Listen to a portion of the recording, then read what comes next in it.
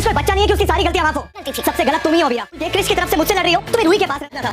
ये IVF pregnancy full होना पड़ेगा। I know that अरमान, तुम चुपचाप ये मान लेना चाहिए कि तुम्हारे लिए क्रिश, अबीर, दादी सा का बर्थडे, करियर सब कुकी।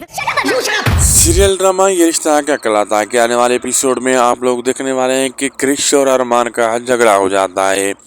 तो बीच में रूही आ जाती है तो इनको रोकने की कोशिश करती है, लेकिन क्रिश उसे धक्का देता है रूही को, और अरमान उसे थाम लेता है, रूही को गिरने नहीं देता। इतनी देर में अबीरा भी आ जाती है तो सारा गुस्सा अरमान अबीरा पे निकाल देता है और उसे कहता है तुम्हें किसी की नहीं पड़ी, न पुकी की न किसी की, तुम्हें तो अबीर की, क्यारा की, चारों की, इनकी उनकी सबकी पड़ी है, और तुम किसी के क्या लेना देना, तुम बस अपने उसमें मगन हो इस वक्त।